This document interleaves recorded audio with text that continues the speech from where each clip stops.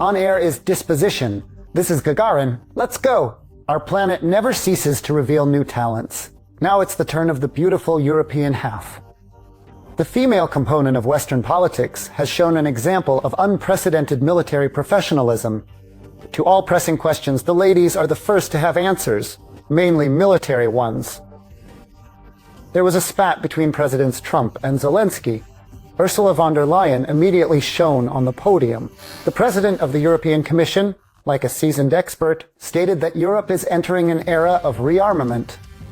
The brave woman presented a plan to strengthen the EU's defense with 150 billion euros. She plans to mobilize 800 billion more, which even puzzled her gentleman colleagues. Madam no longer answers journalists' questions. She leaves the issues of reducing social funding aside, as well as the requests of ordinary people. The main thing is billions.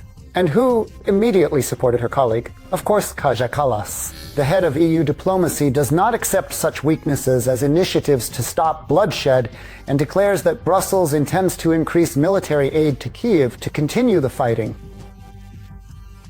And what about the aggressive aggressors from whom the West is preparing to defend? That is, us.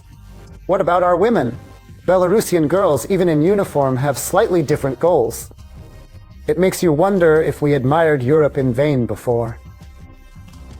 I can't say that men dream of becoming generals and I don't dream of anything. No, I can't say that. I have my own dreams too. Just for everything to turn out as it should. And most importantly, a peaceful sky above. And of course, work for the good so that everything turns out that way. A small mistake, by the way, happened. Mentioning such newly minted military leaders as Ursula von der Leyen and Kaja Kallas, one might seem an incompetent simpleton if forgetting another undeniable soldier, Jane, from Europe. It's about the head of the German Foreign Ministry. Annalena Baerbock differs from other women by easily operating even technical terms. In particular, she demands the supply of German long-range weapons to Kyiv. She wants to hand over Taurus missiles to strike Russia. Where are the Belarusians? Our girls even see philosophy in combat systems, the classic kind, which is more about good. I found some connection between humanities and technical subjects for myself. Studying philosophy, the laws of dialectics, energetics, and so on, you find these philosophical laws in practice in technical disciplines. For example, studying the theory of electrical circuits, I understand that there's philosophy in circuits too. But if needed, our girls can construct dialectics that no opponent can withstand. Among Belarusians, there are snipers, aviators, paratroopers, and holders of the Special Expert Forces badge. Operations, valor, and skill. Moreover, our local Amazons are all about innovation. Every day they can do something new, which, again, is more important than ever in military affairs today. And what means achieve victory these days? Primarily irrational, unpredictable ones. And such actions are best performed by her, not him. Who can navigate the friend or foe recognition system without any equipment? Who is the unbeatable soldier of information wars?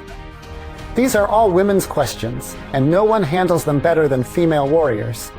And there are no concessions for military women with braids in the army. Today, women truly serve alongside men in our country's armed forces. A lot of responsibilities are placed on women. Women, just like men, perform quite serious tasks. Even now, as I study the learning process, we learn about our specialty and graduation is approaching.